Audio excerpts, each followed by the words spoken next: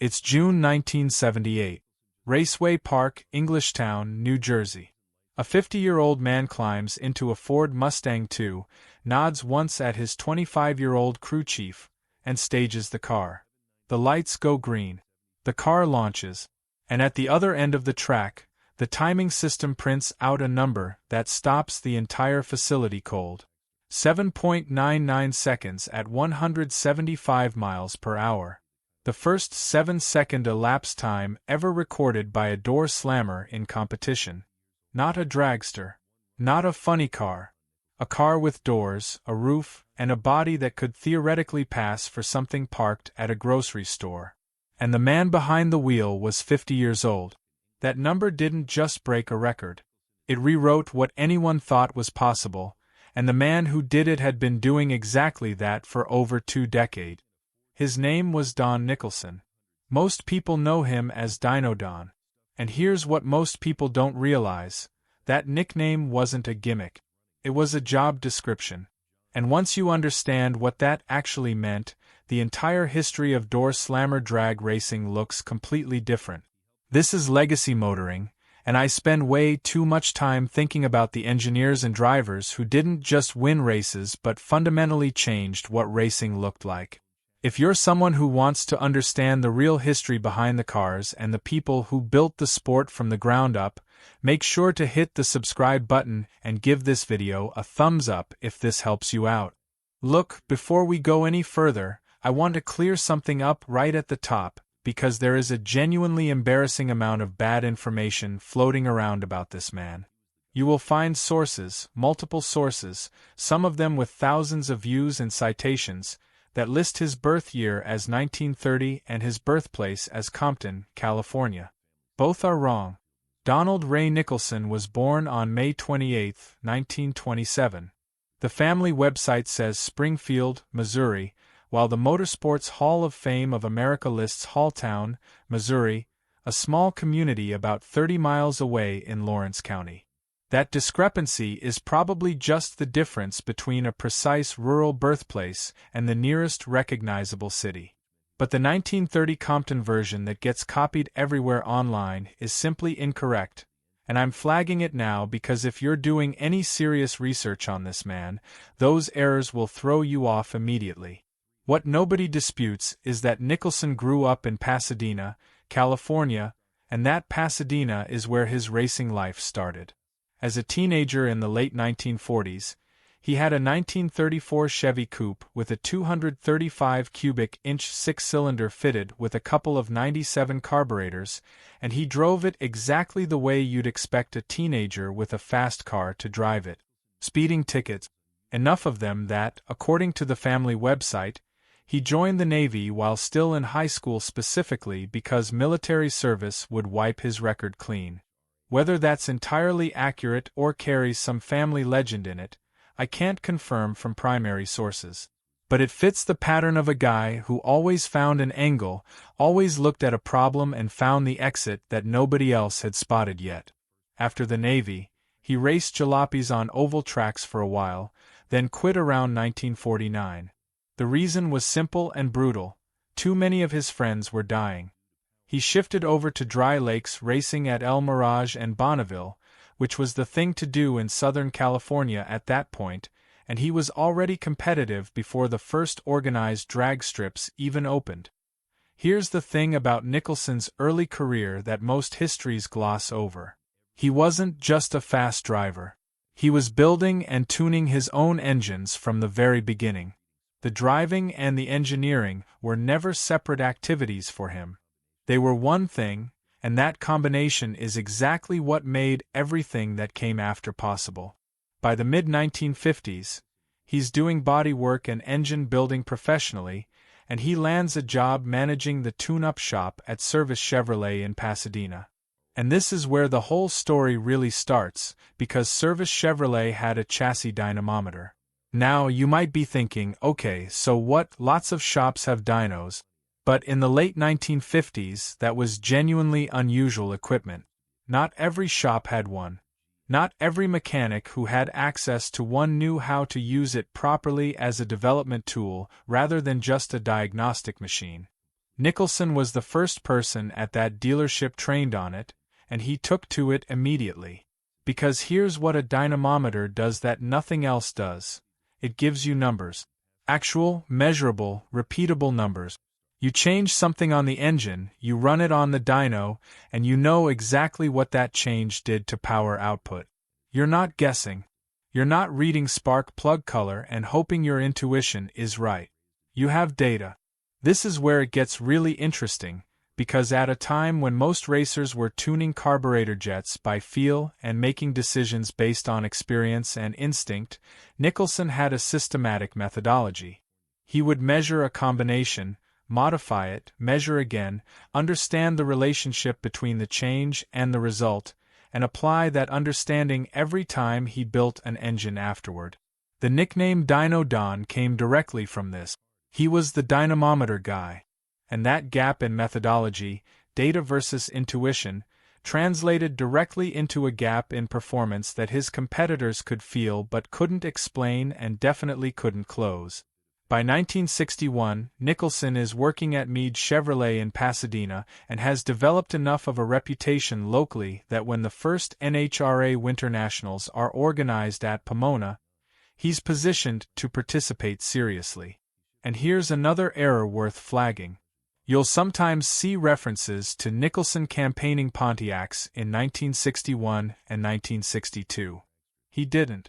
That appears to be a confusion with the broader GM factory racing involvement of that era, where Pontiac was heavily involved at the national level.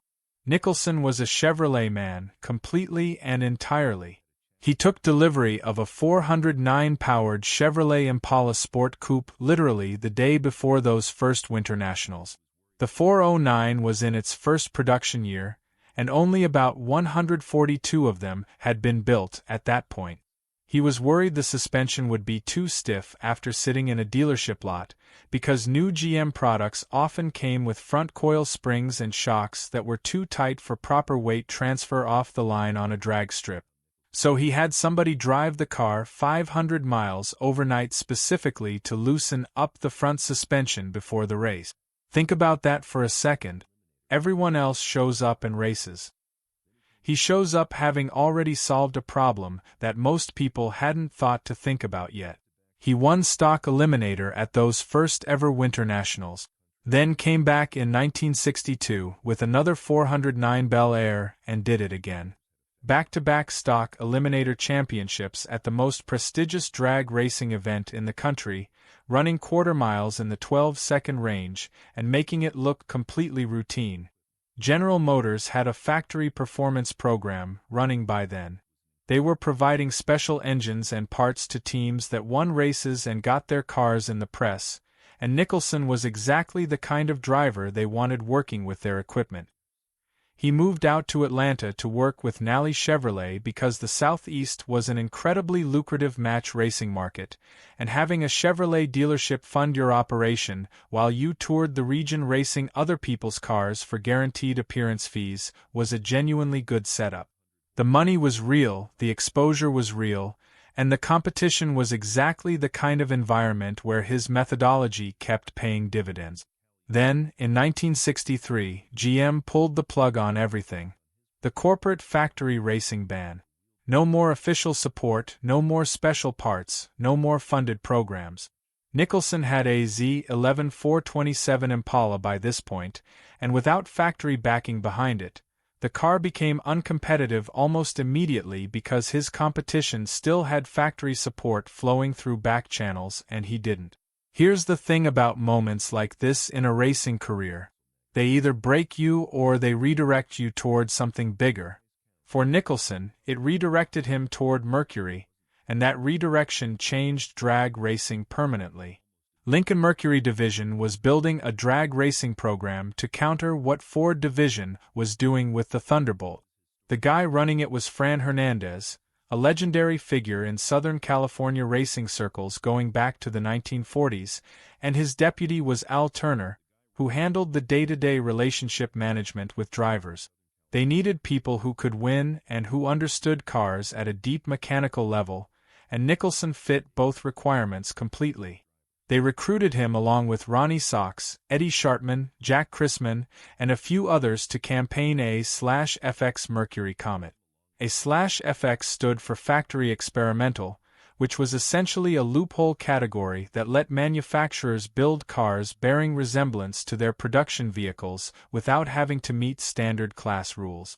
The cars were prepared by Dearborn Steel Tubing, the same shop that built Ford's Thunderbolts, and Mercury produced somewhere around 21 of these Comets for 1964, all of them in Wimbledon white with red interiors. The 1964 Comet that Nicholson drove ran a 427 high-riser wedge engine with dual 4-barrel Holley carburetors running on 14:1 compression and making somewhere north of 500 horsepower. Fiberglass fenders and doors, teardrop fiberglass hood, Lexan windows, stripped interior. Now, here's where Nicholson immediately separated himself from everyone else in the program. His first car was actually a Caliente wagon rather than a coupe. And this was a deliberate engineering choice. The wagon had a shorter wheelbase and more weight over the rear axle, which he believed would improve weight transfer on launch. Nobody else picked wagons. Everybody else took the obvious choice. He thought about it differently, ran the numbers in his head, and picked the configuration that gave him an advantage that his competitors didn't even know they were missing.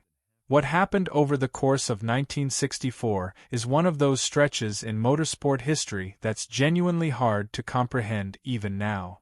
Sources vary on the exact numbers, and I want to be transparent about that disagreement. Dragzine reports 63 victories for the season. Street Muscle magazine claims 78 wins and 1 loss. The precise count is unrecoverable at this point because match racing wasn't centrally recorded the way national event results were. What every source agrees on is that his win rate was somewhere above 90% across the entire season. Let me put that in perspective for you. If a professional sports team won 90% of their games across a full season, we would talk about it for generations. Nicholson did it in a car, on tracks across the country, against the best competition the sport had to offer, while also being the guy who built and tuned the engine he was driving. The NHRA credits Nicholson with making the first 10-second pass in a door slammer that year. Some sources push this to 1965, but the NHRA's own profile of him says 1964, and I'm treating that as the more authoritative version. They also note he was among the first drivers to lift the front wheels on gear changes and to use narrow rims specifically to exaggerate the wrinkle wall effect on bias ply tires. Now, you might be thinking those sound like small details. They weren't. Every one of those techniques represented someone who understood the physics of what was happening at the contact patch and optimized for it deliberately. These weren't accidents. He understood what was happening mechanically and built his approach around that understanding while everyone else was still discovering the phenomenon by accident. For 1965, Mercury's cars got the 427 SOHC, the single overhead cam engine that Ford internally called the Cammer. This thing deserves its own dedicated video, honestly, because it was a complete departure from conventional American V8 design at the time. Most American big blocks used pushrods to operate their valves, a system that worked but imposed limits on how high the engine could rev and how efficiently it could breathe at high RPM. The Cammer ran a chain-driven overhead cam on each cylinder bank, which let it rev higher, breathe dramatically better, and produce power numbers that looked wrong on paper when people first saw them. In racing trim, the Cammer was putting out somewhere north of 700 horsepower, and it made everything that had come before it essentially obsolete overnight. The 1965 Comets were built by Bill Strop in Long Beach, and initially not all of them had the SOHC because engine supply was limited. But by mid-season, Nicholson's car had the full setup and he was running it the way only he could run it, with data behind every tuning decision. The problem was that Chrysler had been busy while Ford was finishing the Cammer. In early 1965, Chrysler took 12 of their B-body cars and moved the rear axle dramatically forward on each one, positioning it essentially under the driver's seat.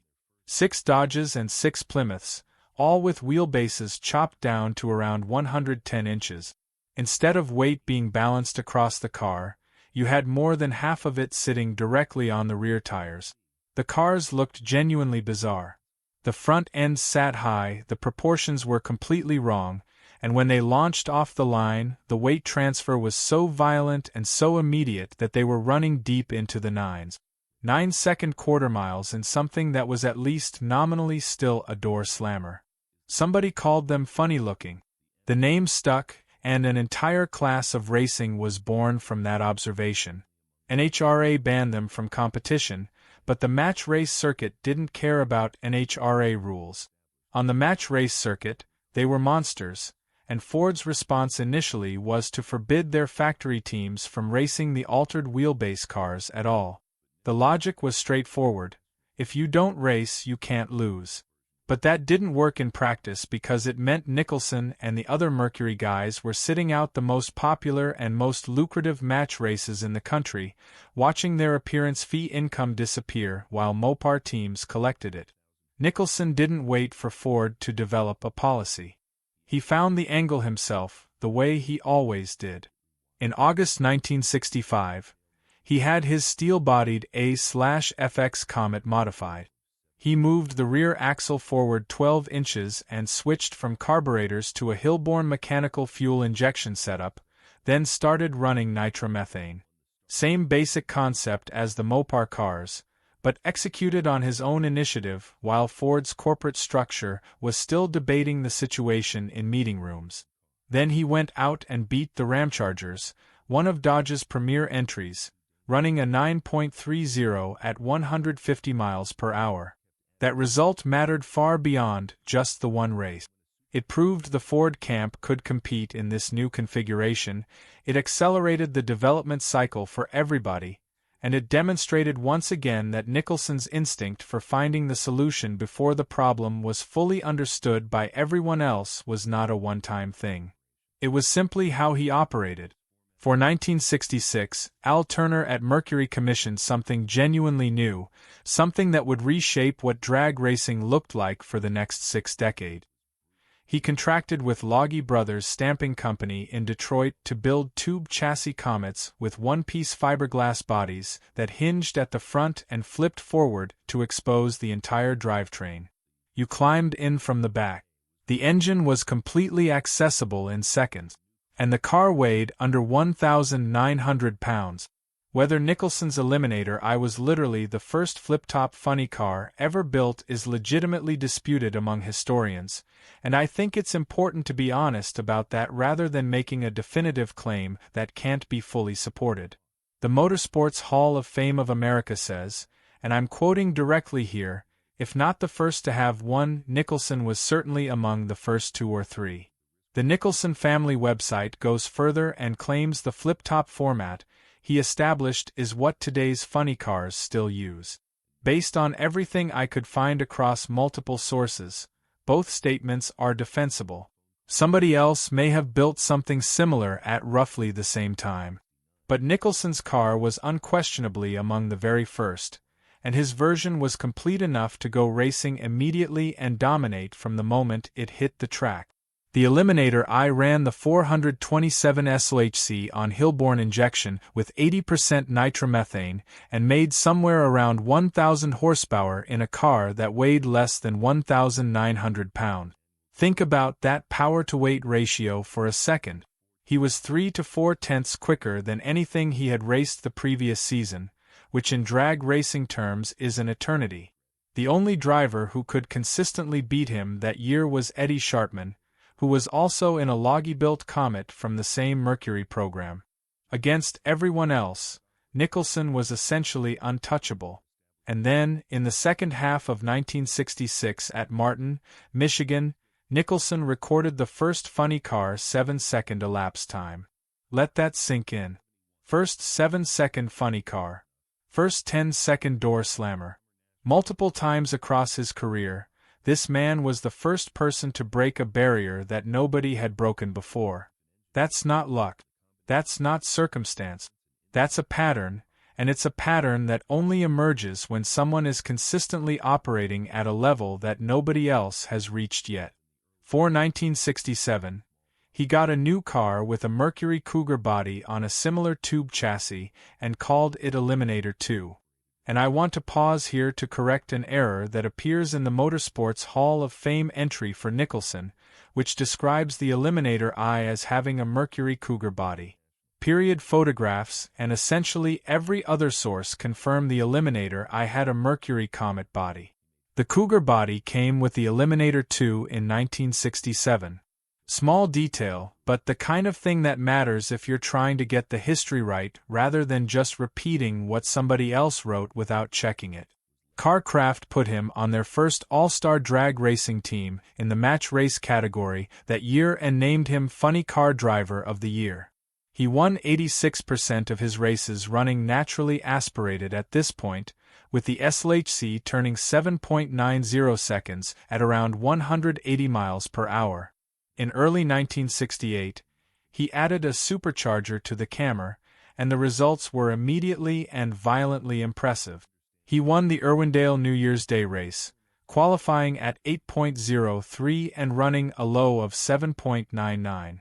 He qualified number 1 at an NHRA meet at Lyons Dragway with a 7.63. He won the Stardust National Open with a 7.83 in the final. By the end of that season, the car was running in the 7.3s, which was absolutely staggering performance for the era. And then he quit Funny Car entirely. Now, you might be thinking that's insane. He was dominant.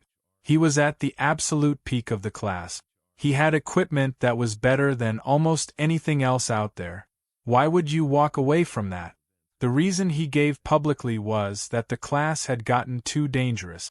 Blower explosions were becoming a regular occurrence because teams kept adding boost faster than safety equipment could keep up with it.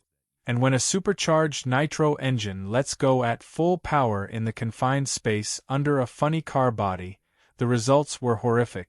Fires that couldn't be extinguished quickly.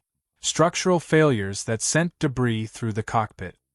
He said the cars no longer resembled what Detroit was trying to sell, which was also true. But reading between the lines of what his contemporaries said about the decision, the primary driver was watching too many fires and crashes that could have killed someone or did. Here's what most people don't realize about this decision and why I think it reveals more about who Nicholson was than any race he ever won. Walking away from dominance requires a kind of clarity that most competitors simply don't have. When you're winning, the incentive structure pushes you to keep going. The money is flowing, the trophies are coming, the fans are cheering, and your ego tells you that you're the exception, that the danger applies to everyone else but not to you. Nicholson looked at the same situation and made an engineering calculation. The risk profile had changed. The probability of a catastrophic incident had increased to a level he wasn't willing to accept regardless of the rewards. That's not the decision of someone who races for ego or recognition. That's an engineer looking at variables and making a rational assessment. And it takes more courage to walk away when you're winning than it does to keep going when losing gives you nothing to protect. So the question became what next, and the answer started with phone calls. By 1968 and into 1969, Nicholson had organized an informal match racing group with Ronnie Sox, Bill Jenkins, who everyone called Grumpy, and Dick Landy, who had the nickname Dandy Dick. They raced carbureted, naturally aspirated, 4-speed cars in a heads-up format that was essentially the super stock rule set stripped down and made as honest and raw as possible. No nitro. No blowers. Just cubic inches and driver skill and mechanical preparation. And here's the thing, this format was insanely popular with fans. People loved watching those four guys go at each other because the cars looked like something you could actually relate to, and the competition was brutally direct. You couldn't hide behind your fuel system or your supercharger. If you lost, it was because the other guy's car was better or he drove it better. Those are exactly the two things drag racing fans have always wanted to see settled. The NHRA was watching closely, and what they saw was demand. Enormous, consistent, paying demand for a type of racing that didn't have a formal class structure yet. In October 1969, they announced a new class called Pro Stock, which would debut at the 1970 Winternationals. The class rules allowed basically what those guys had been running. Door slammer bodies recognizable as production cars, naturally aspirated, carbureted, 4-speed manual transmissions. The connection between what Nicholson organized informally and what the NHRA created formally is not subtle. He didn't just compete in this class. He helped create the conditions that made the class necessary. And when the inaugural Pro Stock event was announced, Nicholson built a Ford Maverick with a 427 SOHC in 7 days. 7 days from raw materials to race ready. The car was put together by M&S Welding, and it was rough the way that first-iteration race cars always are, unrefined, imperfect, built on deadline. But it qualified and he ran it, establishing Ford's presence in Pro Stock from the very first event. Jenkins won that first race in a Chevrolet, but the point had been made. Ford was in the game because Nicholson put them there. The Pro Stock years are where things get properly impressive on a level that I think most casual drag racing fans don't fully appreciate, because this is where you see what Nicholson could do without a major factory operation behind him. By 1971, the Maverick was dialed in well enough that at the NHRA Summer Nationals, Nicholson won Pro Stock outright. Ford's first ever NHRA national event win in Pro Stock. That's not a small accomplishment given that Ford's factory program had basically been wound down by this point. He was doing this on his own resources, competing against guys like Jenkins who had factory backing and deep sponsor relationships and bigger budget. And he was beating them because the dynamometer approach, the data-driven methodology, the systematic engineering that had defined his career from the beginning, those advantages don't disappear just because you lose corporate support. They live in the person, not the organization. In 1972, he transitioned to a Ford Pinto, a smaller and lighter car that made better use of the Pro Stock weight rules. And in 1973, he opened the season in a way that nobody had opened a season before and nobody has matched since. He won the NHRA Winternationals, then the NHRA Winternationals, then the NHRA Gator Nationals. 3 consecutive national event wins across 2 different sanctioning bodies to open a single season. At the Winternationals that year, he set the first official NHRA Pro Stock elapsed time record at 9.33 seconds, then broke his own record the same day with a 9.01 at 150.50 miles per hour. His 60-foot times were consistently ahead of everyone else in the field, which meant he was getting off the line faster than anybody. And that advantage was a combination of 3 things: driver skill, chassis setup, and how the engine was making its power at lower RPM. All 3 of those things were under his direct control because he was doing all 3 of those jobs simultaneously. He was the driver. He was the chassis tuner. He was the engine builder. The integration of all 3 disciplines into one person meant there were no communication gaps, no misunderstandings between the guy driving and the guy tuning. The feedback loop was instantaneous because it existed inside one brain. The mid-1970s were a little more mixed in terms of result. Pro Stock got deeply competitive as more resources and more serious engineering talent flowed into the class, and the rules kept evolving in ways that sometimes favored one manufacturer's architecture over another. Nicholson went through a period of being competitive but not dominant, running Ford Mavericks and Pintos and early Mustangs, staying relevant but not winning championship. And I think this stretch is actually important to understand because it shows something that pure highlight reels never capture. Every great career has periods where the competition catches up, where the advantage narrows, where the innovation that separated you from everyone else becomes the baseline that everyone else builds from. What matters is what happens next. What happened next was John Cause. In 1977, Nicholson made a decision that was unusual for him. He committed to competing in the full NHRA National Tour for the first time, rather than mixing NHRA events with IHRA events and heavy match racing the way he had for most of his career. He was going for the championship, and Kaz, who was maybe 25 at the time, came on as crew chief and engine builder. The combination of Nicholson's decades of experience and racing instinct with Kaz's technical precision and youthful energy was genuinely formidable. They ran a Ford Mustang II that was lighter than the earlier Mavericks and Pintos, and the small block Ford architecture they were working with was being pushed to limits that most engineers in the sport thought were physically impossible for a naturally aspirated racing engine. What happened over the course of the 1977 season was methodical in a way that's almost uncomfortable to watch if you were one of the people he was hunting down in the points standings. He won the Gator Nationals. He won the Spring Nationals. He won the U.S. Nationals, which is the single biggest and most prestigious race of the year.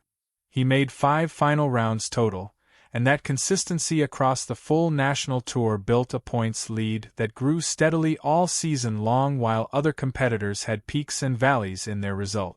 But here's where the story takes a turn that reveals the full depth of how Nicholson's mind worked, because he didn't just outdrive and out-engineer the competition that year. He also outmaneuvered them. His main points rival in 1977 was Larry Lombardo, who drove for Bill Jenkins.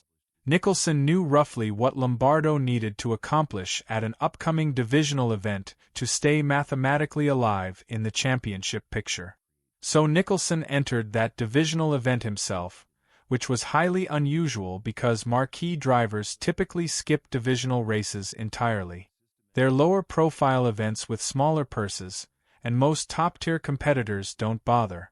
But Nicholson entered, deliberately qualified low in the field so that the bracket would position him against Lombardo early in eliminations, then beat Lombardo in the first round and knocked him out of the points he needed to maintain his championship challenge.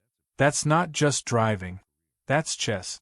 That's someone who understands the entire system he's competing in well enough to use the structure of the competition itself as a tactical weapon against a specific opponent.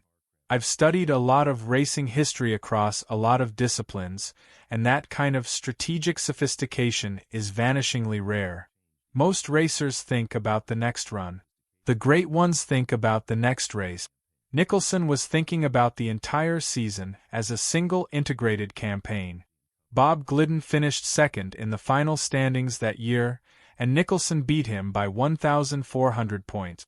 At age 50, the NHRA said afterward, and this is significant enough that I want you to really hear it, that had Nicholson competed on the full national tour throughout his career rather than prioritizing match racing income, they believed he would have compiled a record similar to John Force in Funny Car or Warren Johnson and Bob Glidden in Pro Stock. That is an extraordinary statement from the sanctioning body itself. Force, Johnson, and Glidden are the names that define their respective classes for decades. They're the benchmarks. And the NHRA's own assessment was that Nicholson's career totals were limited not by ability or competitiveness but by economic reality, because match racing paid better and more reliably than the national tour did for most of the years he was competing. And then we arrive back at Englishtown. June 1978. The Mustang II by this point had a 516 cubic inch Ford wedge on an aluminum block with aluminum heads that almost nobody else in the class was running yet. John Kaz confirmed in later interviews that the biggest engine they ever ran was a 589 cubic inch version based on a Ford Can-Am aluminum block. The setup was legitimately exotic for the era, cutting-edge metallurgy and engineering applied to a naturally aspirated door slammer application. 7.99 at 175 miles per hour. The first 7-second door slammer pass in recorded drag racing history. To be completely clear about what that means in the broader context of the sport, every car with a door on it that has ever run in the sevens since that day traces its lineage back to this run as the moment when someone first proved it was possible. Top fuel dragsters had been in the fives for years by that point. Funny cars had been in the SIXS. but a car that looked at least superficially like something that might sit in a dealership parking lot had never gone faster than 8 seconds until Nicholson and Cos did it. And the fact that the number on the time slip was 7.99, not 7.85 or 7.72 but exactly 7.99, is either the universe having a very specific sense of humor or it's a testament to exactly how precise Nicholson and Cos were at optimization. They didn't overshoot the barrier by a mile. They crossed it by the smallest possible margin, which tells you they knew almost exactly where their combination was going to land before they even staged the car. Now let me step back and actually assess what this man accomplished relative to his contemporaries, because I think this is where the story gets genuinely fascinating and where the real argument for his place in racing history crystallizes. Nicholson competed directly against Ronnie SOHC across multiple eras. He competed against Bill Jenkins. He competed against Dick Landy. He competed against Bob Glidden. Each of those men was genuinely great at what they did. But here's the distinction that matters. They were each great at a narrower range of things than Nicholson was. Ronnie SOHC was probably the best 4-speed shifter who ever lived. His reaction times were otherworldly. His ability to apply maximum power through a manual transmission without destroying the driveline was essentially supernatural. But SOHC had Buddy Martin running the business side and Jake King building his engines. SOHC was a driver, a phenomenal driver, but a specialist. Bill Jenkins was maybe the most innovative pure engine builder of the pro stock era. He understood cylinder head flow and combustion chamber geometry at a level that very few people matched before or after him. But Jenkins preferred to put other drivers in his cars, and when he did drive himself, it was typically because nobody else was available. He was an engineer, a phenomenal engineer, but also a specialist. Dick Landy drove and built, but never achieved the consistency across different eras, different rule packages, and different equipment platforms that Nicholson managed throughout his career. Bob Glidden won 10 pro stock championships and is legitimately one of the greatest racers the sport has ever produced, but Glidden came of age in the next generation after the factory wars and competed in a much more professionalized environment with deeper sponsor support. Nicholson did everything. He designed the combination. He built the engine. He tuned the chassis. He drove the car faster than almost anyone else could drive it, and he held final round appearances across 6 different NHRA Eliminator categories: Stock, Super Stock, Competition Eliminator, Funny Car, and Pro Stock. No other driver in NHRA history has done that. The breadth of what he could do, the range of classes and equipment types and eras across which he was competitive at the highest level, is genuinely without precedent in the sport's history. Buddy Martin, who ran the SOHC and Martin operation and knew every top competitor in the sport personally, told people that Nicholson always had an edge because he never showed up just hoping he could win. He was always working an angle, always looking for something the other guy hadn't found yet. Ronnie SOHC himself said that sometimes Nicholson would show up at a track looking disorganized, working on the car right up until the call to the staging lanes, and then go out and make the quickest run of the entire day. The appearance of chaos masked the reality that he knew exactly what he was doing and had probably been working since 3 in the morning to get there. Jim Thornton from the Ramchargers Dodge team, which was about as sharp and well-funded an operation as the Mopar side ever produced, said that when they were scheduled to race Nicholson, they knew they had to be absolutely ready because him and his mechanic Earl Wade were very tough to beat even when you thought you had the superior car.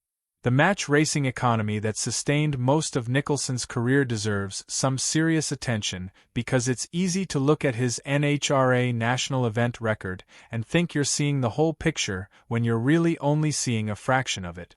NHRA national events in the 1960s numbered fewer than a dozen per year, and the prize money wasn't particularly impressive. The richest driver purse for a stock world championship in 1967 was $10,000 for an entire season. Match racing was where the real money lived. Track promoters booked name drivers against each other on weekends and advertised Ford versus Chevy versus Mopar matchups that fans actually paid to see in huge numbers. Drivers got guaranteed appearance fees based on their drawing power, and drawing power was a function of two things: how often you won and how exciting it was to watch you do it. Drag Racing magazine readers voted Nicholson the #1 fan favorite and the #1 box office draw at drag strips 3 years running, 1965, 1966, and 1967. That correlation with his 90+% win rate is not a coincidence. Fans wanted to see the guy who was probably going to win but might just get beaten on any given night. When you've got a driver who can deliver both the likelihood of victory and the genuine uncertainty about whether tonight might be the exception, you've got someone whose appearance fee is completely justified by the seats he fills. Even during the championship 1977 season, Nicholson made most of his income from match racing rather than national event purses. The Mountain Motor Pro Stock events at tracks like Maryland International Raceway were a major part of his revenue well into the early 1980s. He ran an Oldsmobile Cutlass Sierra in 1983 and 1984 and a Pontiac Firebird in 1986 and 1987, but those were independently acquired GM products, not factory relationship. His only genuine return to Chevrolet came in 1988, when he built a nostalgia recreation of his 1962 Bel Air and campaigned it through at least 2001. One thing I want to address directly because it creates confusion in some places. The car sometimes called the Bounty Hunter was not his. That was Connie Kalitta's funny car. I've seen the association made probably through confusion with the broader match racing scene of the late 1960s, but Nicholson's cars were the Eliminator I and Eliminator II, and his later pro stock entries didn't carry those names. John Caz, who came up under Nicholson during that 1977 championship season, went on to become one of the most celebrated Ford engine builders in racing history. 12 NHRA championships, multiple Engine Masters Challenge victories, a business called John Caz Racing Engines that remains highly regarded today. That's what a genuinely great mentor produces. Not just results during the partnership but a legacy that extends through the next generation and the generation after that. Nicholson died on January 24, 2006 at age 78. The cause was Alzheimer's disease. He was survived by his daughter Cindy Christie and his grandchildren Christopher and Candace Christie. His wife Patricia, whom he had married in 1950, had preceded him. The recognition he received was substantial but not always proportional to what he actually accomplished. The International Drag Racing Hall of Fame at the Don Garlits Museum inducted him in 1991 as part of the inaugural class. The Motorsports Hall of Fame of America followed in 1998. The NHRA named him 18th on their top 50 drivers list unveiled in 2001 for the organization's 50th anniversary. Competition Plus ranked him 15th in their all-time Mountain Motor Pro stock rankings. If you watch period footage of Nicholson at the starting line before a run, there's usually a ritual.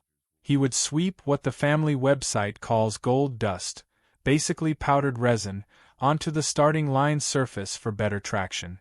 He would do 6 to 8 burnouts instead of the 1 or 2 that most drivers were doing.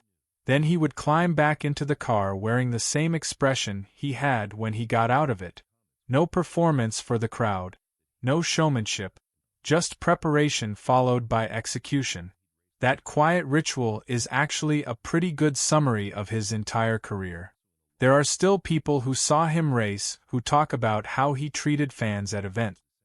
His great-nephew wrote that there was no racer better with his fans than Don Nicholson. A 1976 Car Craft article described him getting out of the car after shutting the motor down, stopping to quietly talk to a 10-year-old kid for a few minutes, and that kid following him around for the rest of the entire day. He had that effect on people. The guy who was legitimately one of the best in the world at what he did was completely approachable and seemed to genuinely enjoy the interactions. That combination of real technical excellence and real human warmth is rare in any era of any sport. Most people who achieve that level of dominance develop edges, walls, distance. Nicholson apparently mostly didn't. The historical significance of what he did comes down to three things that I think deserve to be separated out clearly rather than collapse together the way most retrospectives handle them. First, the performance achievements themselves. Back-to-back Winternationals wins, first 10-second door slammer, first funny car 7-second pass, 3 consecutive national wins in 1973, the 1977 championship, the first 7-second door slammer in 1978. Each independently significant. Taken together, a career that touched almost every major performance threshold in street car drag racing history. Second, his role in shaping the classes themselves. The Eliminator I established the flip-top format that funny cars still use today. The match racing group he organized with SOHC, Jenkins, and Landy created enough demand that the NHRA had to create pro stock. He didn't just compete in these classes. He helped define what they were. Third, what he modeled as an approach. Systematic data over intuition. Strategic sophistication over brute force. The willingness to walk away when the math changed, even when you were winning. The ability to adapt across 5 decades as everything around him transformed. Every door slammer that has run in the sevens since that day at Englishtown in June 1978 is racing in territory that Dyno Don Nicholson went to first. And every racer who uses a dynamometer to develop their combination, rather than guessing, is following a methodology he proved would work when nobody else believed the numbers mattered more than the feel. That's not just a legacy. That's a foundation. And the whole sport is still standing on it.